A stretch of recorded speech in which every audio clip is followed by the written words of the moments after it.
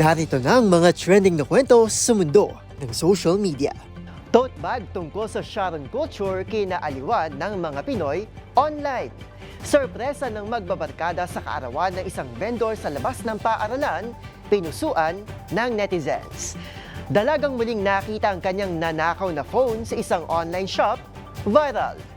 Bagong scary movie mapapanood na sa sinihan matapos ang higit isang dekada. Pasilip sa lihim ng One Piece, first time isinulat sa papel ng creator na si Ichiro Oda.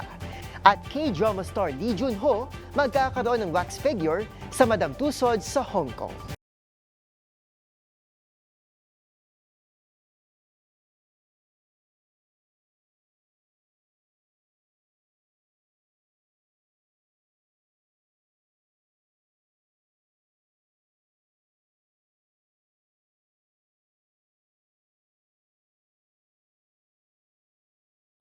Iba't ibang mga nagva-viral na kwento na naman ang ating pag-uusapan.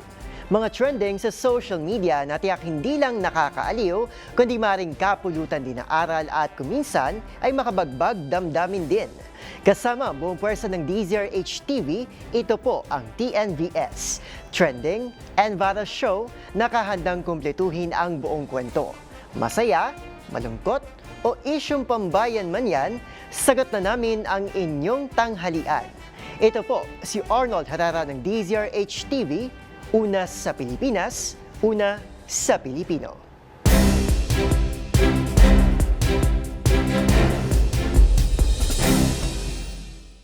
Para sa ating unang trending story, balutin mo ako. O, sample lang yan.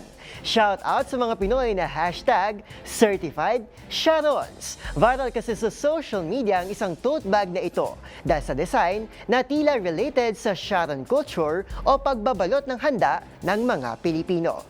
Silipin ang Filipino-coded na bag sa trending report ni Mili Borja. Umani ng atensyon sa social media ang isang tote bag dahil sa disenyo nito na tila tumutukoy sa kultura ng mga Pilipino na mag-uuwi ng tira-tirang pagkain mula sa mga salo-salo. Isang Reddit user ang nagbahagi ng larawan ng tote bag na may nakasulat na Filipino party leftovers handled with care. Ayon sa post, natanggap niya ang tote bag sa isang Filipino party sa United Kingdom. Ang Sharon culture ay tumutukoy sa kasanayang Pilipino na mag-uwi ng tira-tirang pagkain mula sa mga handaan upang maiwasan ang pag-aksaya ng pagkain. Karaniwan itong inuwi gamit ng mga plastic container. Ang terminong Sharon ay hango sa megastar na si Sharon Cuneta, kaugnay ng linyang Balutin Mo Ako mula sa isa sa kanyang mga kanta na naging meme at simbolo ng nasabing tradisyon. Noon, ipinaalala rin ni Cuneta sa publiko na hintayin matapos ang lahat sa pagkain bago magbalot. At noong 2023 ay nakisabay din siya sa biro sa pamamagitan ng isang video na nagpapakita sa kanya na naglalagay ng pagkain sa container. Para sa DZRH TV, ito si Mili Borja, una sa Pilipinas, una sa Pilipino.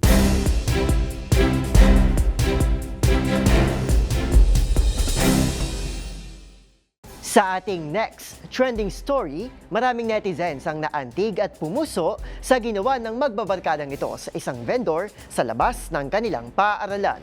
Sinorpresa kasi nila ito dalang isang cake para sa ika-50 kaarawan ng kanilang kaibigan na si Manong Ramil. Ang tagpong yan na nagpaluha sa ilan, tutukan sa trending report ni Robic Manuel. Ng isang street vendor na ito sa poblasyon Sual, Pangasinan na sosorpresahin siya ng kanyang mga ikangay loyal customer sa kanyang ika-50 taong karawan. Sa isaksing video na nag-viral sa social media ng TikTok user na si Yona Lee, makikita ang sabay-sabay nilang magkakaklase na lumabas ng school at lumapit sa street vendor na si Manong Ramil Emares. Dala rin ng grupo ang isang cake na may nakatusok pa na kandila para sa sorpresang inihanda nila kay Manong. At maya-maya lang, inilabas na nila ang cake at ipinahipan at wish pa kay Manong Ramil. Para kasi sa kanila, hindi lamang isang simpleng vendor si Manong na matagal nang nagtitinda ng buko juice malapit sa kanilang paaralan. Tuwing matatapos raw kasi ang mahaba nilang klase ay parte na rin itong si Manong Ramil sa kanilang biruan, tawanan at masasayang sandali. Kwento pa ng uploader, lagi rin daw nilang sumbungan tuwing may problema sila sa ACADS at hinihingaan din nila ng advice itong si Manong. Bilang tugon, nagpapautang din daw si Manong ng buko juice sa kanila para mapagaan ang kanilang pakiramdam. Dahil dito, maraming netizen ang naantig sa simpleng pag-aalala o act of kindness ng mga estudyanteng ito sa nasabing street vendor na anilay hindi matutumbasan ng mga material na bagay. Isa rin sa nagkomento ang anak ni Manong Ramil na lubos na nagpasalamat sa kabutihang ipiniramdam sa kanyang ama. Ibinahagi rin ng anak ni Manong Ramil na si Christine ang pagdiriwang ng kaarawan ng kanilang ama na mas naging espesyal dahil sa mabubuting estudyante na nagparamdam nito sa kanilang ama. Para sa DZRH TV, ito si Rovic Manuel. Una sa Pilipinas, una sa Pilipino.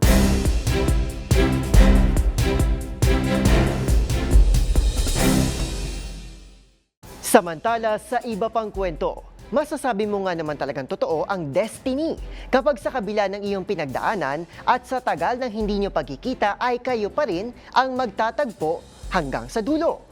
Pero sa sitwasyong ito, hindi tao ang pinag-uusapan, kundi cellphone. Ito'y matapos makita muli ng isang netizen ang kanyang nanakaw na phone na binibenta sa marketplace na agad din naman niyang binili. Ang mga naging kaganapan, panoorin sa report ni James Galange. Ika nga nila, kakaiba kumilos ang tadhana. Ito'y matapos ma-instant buyback ng netizen na si Saysay ang kanyang nawawalang phone nang bigla nitong makita sa isang online shop na marketplace. Pero hindi buyback gamit ang pera, kundi rekta presinto para agad na i-report ang naturang insidente.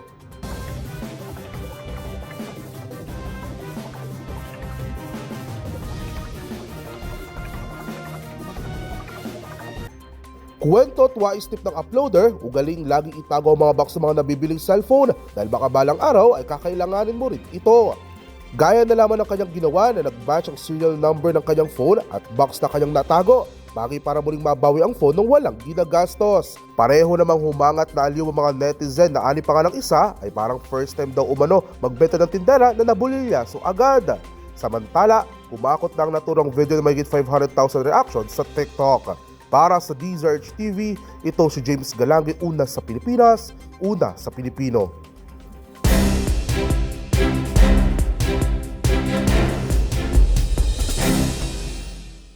Sa ating sunod na istorya, kaway-kaway para sa mga horror, comedy fans. Nagsisimula pa lamang ang 2026 pero tila mapapaagang Halloween season sa muling pagbabalik takilya ng horror comedy classic series na Scary Movie. At matapos ang higit isang dekada, magbabalik ang ilan sa mga fan favorites. Gaya ni Regina Hall at Anna Faris, bit-bit pa rin ang kakaibang humor na unang nagpasikat sa franchise. Ang pasilip sa much-awaited comeback, narito sa aking report.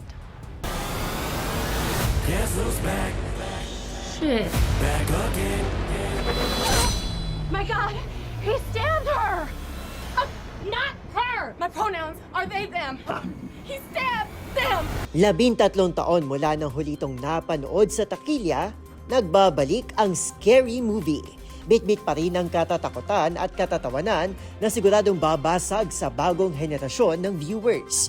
Caption pa lang ng trailer, binalaan ng audience sa kanilang no-holds-barred brand ng comedy na sigurado nilang kakancel sa cancel culture. Sa 2-minute trailer na inilabas ng Paramount Pictures, muling haharapin ng core 4 ni Regina Hall, Anna Faris at Wayans brothers na sina Marlon at Sean ang iconic killer na si Ghostface.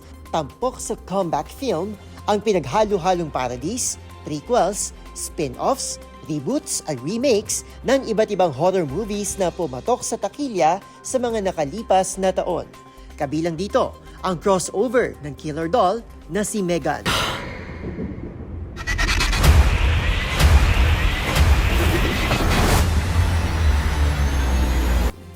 Ang tila pagkulam sa mga bata mula sa viral movie na Weapons.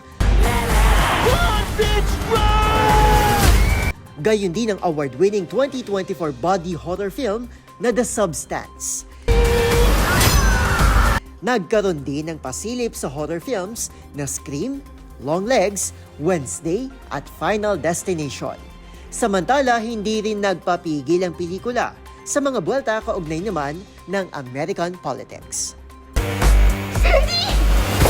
Should we hug? I really want to, but I'm a Republican now, so I'm supposed to be racist. Oh, girl, I think all white people are racist anyway. Come here. Okay. Oh.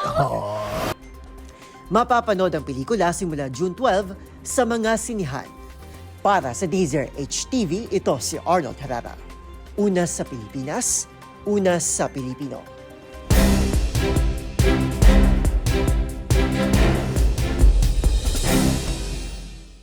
Sa ating next trending story, heads up para sa mga anime fan na naiintriga sa sikretong tinatago ng One Piece. Dahil sa kauna-unahang pagkakataon, sinulat ng creator nito na si Ichiro Oda ang sikreto kung ano nga ba talaga ang One Piece. But with a catch. Kung ano yan, alamin sa report ni Dustin Bayog. Sa kauna-unahang pagkakataon, isinulat sa isang papel ng One Piece creator na si Ichiro Oda ang katotohanan tungkol sa ano nga ba talaga ang legendary treasure na One Piece. Ang naturang sikreto ang matagal nang hinihintay ng maraming anime fans, lalo na mga taga-subaybay ng One Piece na simulang may palabas noon pang 1999. Kaya bilang selebrasyon sa 600 million copies na naibenta ng One Piece sa buong mundo, isang special video ang regalo na nag-iisang Ichiro Oda. The secret never written down. Kept in the mind of creator Eiichiro Oda.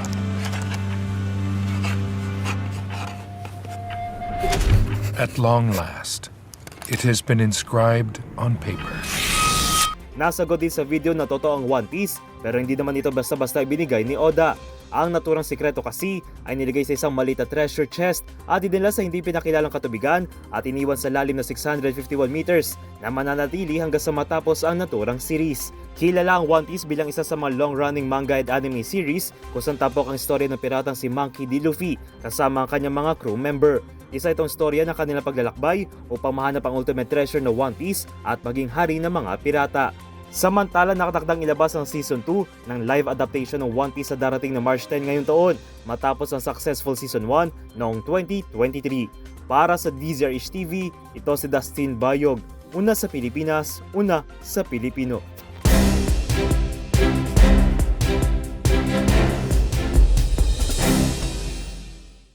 At sa mundo naman ng showbiz, isa na namang opa ang hahanay sa mga bigating celebrity na tampok sa Madame Tussauds sa Hong Kong.